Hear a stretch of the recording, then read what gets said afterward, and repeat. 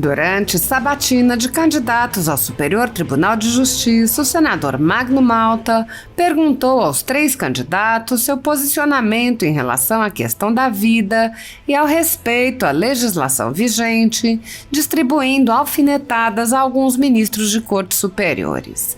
O senador apontou: cada um dos senhores, ao receber a palavra, contaram suas histórias, o que jamais teria acontecido se não tivessem nascido. Mas tem gente que acha que do alto de uma caneta pode definir quem vive ou quem morre. O senador lembrou que nas sabatinas o candidato pode falar o que quiser e que ao assumirem seus cargos não irão necessariamente refletir as posições expostas aos senadores. Ele lembrou vários casos de sabatinas em que os candidatos simplesmente mentiram. Magno Malta disse: nessa bancada aí onde os senhores estão sentados por 16 anos, estou indo para 24, eu vi sentarem pessoas com currículos maravilhosos e mentirem pra caramba. Mentir, mentir, mentir. Quando colocam a toga nas costas, revelam-se. Mostram conhecimento, fazem contorcionismo jurídico, mas nesses casos eu vivo na base do me engana que eu gosto. O senador relembrou: eu podia citar nomes aqui que fizeram discursos maravilhosos, de alguns até decorei o discurso. Tem um discurso sobre liberdade que é um negócio maravilhoso. A um outro eu disse: não se separa um homem das suas convicções. E ele disse: não, senador, tudo muda. Quando o homem é votado e é aprovado aqui nesta comissão, e quando chega ao plenário e ele é aprovado, é uma honra, a vida dele muda. Mentira! Só quem muda a vida da gente é Jesus, se o homem deixar.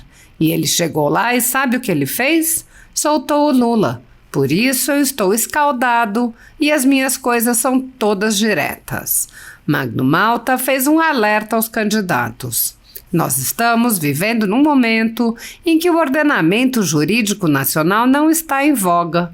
Em muitas coisas que os senhores perguntaram aqui, certamente, se isso continuar, se essa sandice continuar, se continuar esse ativismo judicial nacional, em que não há primeira instância, nem segunda, nem terceira, nem STJ, os senhores amargarão muita coisa ruim de decidirem pela justiça e serem desmoralizados pela injustiça.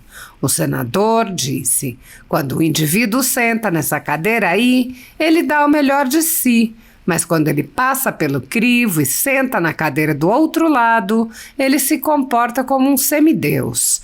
Ele perguntou se os candidatos, ao se tornarem ministros, vão receber as partes e os senadores, lembrando que já fez essa pergunta a muitos candidatos. Malta acrescentou: o papel do juiz é ouvir as partes. Não é papel de juiz dar pitaco, ir para o Twitter, ir para o Instagram, gravar vídeo. Juiz tem que falar nos autos. Segundo a Constituição Federal, o controle dos atos de ministros de cortes superiores é realizado pelo Senado, que pode promover o impeachment dos ministros em caso de crime de responsabilidade. No entanto, os presidentes da Casa vêm barrando a tramitação dos pedidos sem consulta ao colegiado.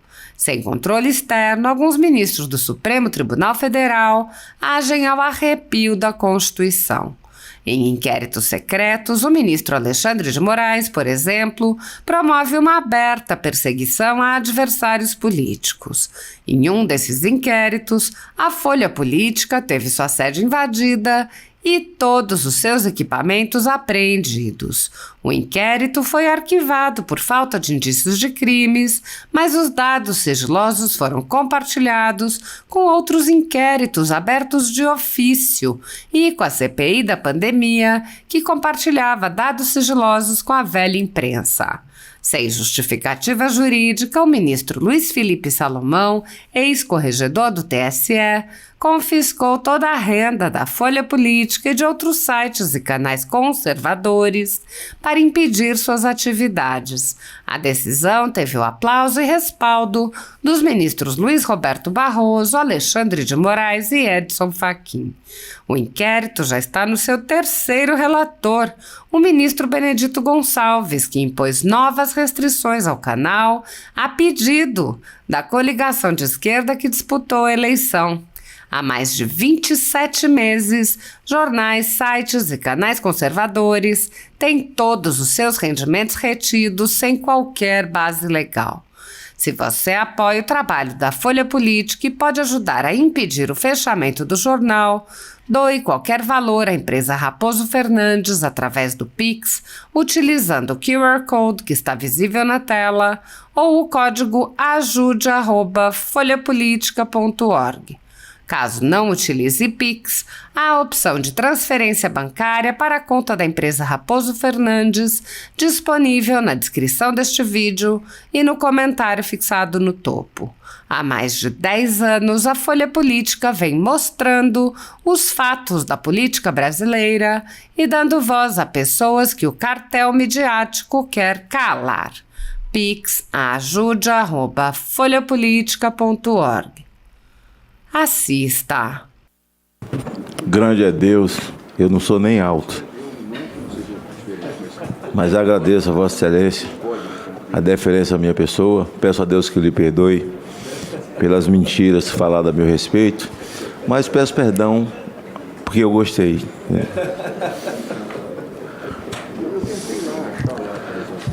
As perguntas que vou fazer é para os três, e não precisa, até porque eu não recebi o currículo de nenhum dos três, porque currículo para mim não interessa nada. Quem chega nessa posição precisa ter currículo. Sem currículo não senta nessa cadeira. Eu quero saber o que pensa. Essa vale para os três. Vocês são a favor do aborto? Não, se quiser pode responder de uma vez. É prova de marcar, sim ou não. Que aí adianta o lado do presidente. Posso? Nós vamos aguardar Vossa Excelência concluir. Aí, se o espírito de Suplicy me pegar, a sessão não termina, você sabe, né? Mas eu serei sucinto. Eu sou defensor do nascituro. Eu só estou aqui porque nasci. Cada um dos senhores, ao receber a palavra, contar as suas histórias. Jamais teria acontecido se não tivesse nascido. Mas tem gente que acha que do alto de uma caneta pode definir quem vive ou quem morre. Essa bancada aí, onde os senhores estão sentados, por 16 anos, estou indo para 24, eu vi sentar pessoas com currículo maravilhoso, mentir pra caramba. Mentir. Quando bota a toga nas costas, se revela. Mostram um conhecimento, fazem contorcionismo jurídico, sabe? Mas nesse caso eu vivo na base do me engana que eu gosto. Eu podia citar nomes aqui, que fizeram um discurso maravilhoso. Tem alguns que eu até decorei o discurso. Tem um discurso sobre liberdade que é um negócio maravilhoso. A um outro eu disse, não se separa um homem das suas convicções. Ele disse, não, senador, tudo muda. Quando o homem é votado e aprovado aqui nessa comissão, e quando chega no plenário que ele é aprovado, é uma honra, a vida dele muda. Mentira, só quem muda a vida da gente é Jesus, se o homem deixar. E ele chegou lá, sabe o que ele fez? Soltou o Lula. Por isso que eu estou escaldado com isso. E minhas coisas é tudo direto. Todos os senhores que estão sentados aí, doutor Marco, não, era Marco Rogério que estava aí, né? Já ia citando Marco Rogério. Foi sabatinado também? Foi não, né? Não foi, mas pela conversa dele aqui hoje, tá se jogando. Tá querendo ser. Tá se jogando. Doutor Teodoro, nordestino. Eu disse a ele: o currículo não importa, conta a sua história aí. Doutor José Vilar, currículo não importa, me conta a sua história. O que você já fez de bom? Você é a favor do aborto? A doutora foi me procurar e me contou. Se tivesse tempo, para a senhora me contar o que me contou sobre o aborto na sua vida. Se a pessoa não nasce, não vira ministro. Ou nasceu para virar ministro, até para dizer não tem direito de matar. Não tem direito de matar. A vida começa na concepção. Eu sei que existem perguntas e palavras, não é que amedrontam uma pessoa, mas a vida em sociedade, a vida política, e Jesus sabia disso, e nós vivemos em política, há uma vida em viver em sociedade, fora da nossa vida, na nossa confissão de fé, quando Jesus disse: dai a César o que é de César, ele estava dizendo da nossa vida em sociedade, organizacional, e dê a Deus o que é de Deus, e nós temos que separar. E eu sei que chegar numa posição como essa, ser indicado, estar sendo sabatinado, tem coisas que para mim não é ruim de perguntar, mas para a pessoa é ruim de responder. Mas as minhas perguntas são muito claras, porque eu tenho uma razão. Eu fui para a vida pública atendendo um chamamento, uma vocação. Para mim isso é um sacerdócio. Porque eu nasci. Então a minha luta pela vida, a minha luta em defesa, eu tenho mais de 40 anos que tinha drogados da rua. As minhas filhas nasceram, eu já tinha drogado em casa. Nós estamos vivendo um momento em que o ordenamento jurídico nacional não está em voga. Muitas coisas que os senhores perguntaram aqui, certamente se isso continuar, essa sandice continuar, esse ativismo judicial nacional, onde não há primeira instância, nem segunda, nem terceira, nem STJ, os senhores amargarão muita coisa ruim, de decidirem pela justiça e serem desmoralizados pela injustiça. Eu só quero saber uma coisa dos senhores: são a favor da vida, são contra o aborto, a favor do nascituro, contra as drogas, e decidirão com justiça? E minha última pergunta é a seguinte: quando o indivíduo senta nessa cadeira aí, ele dá o melhor de si, mas quando ele passa pelo crivo e senta na cadeira do outro lado, ele se comporta como um semideus.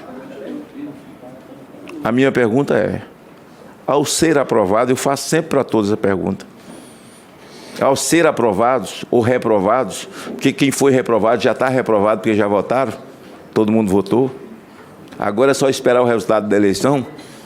Quem foi aprovado já foi aprovado.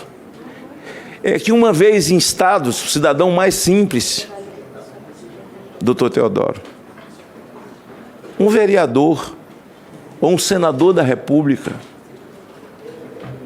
para uma audiência que seja algo simples,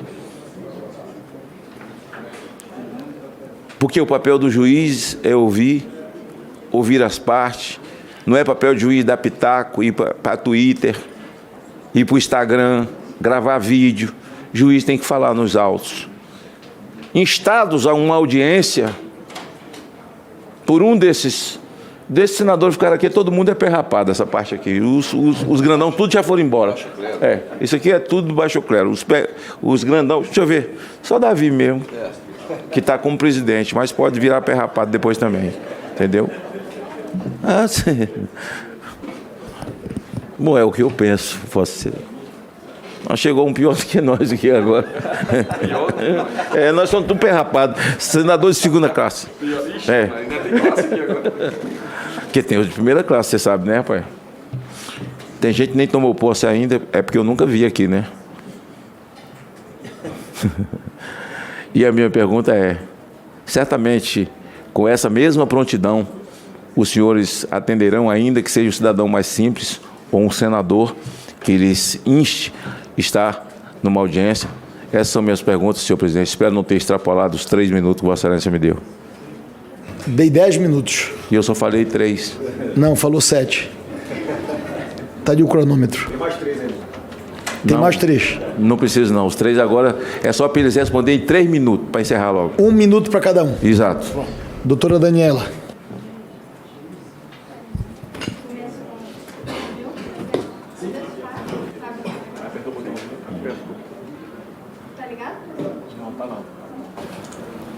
Aqui não tem. Agora ligou.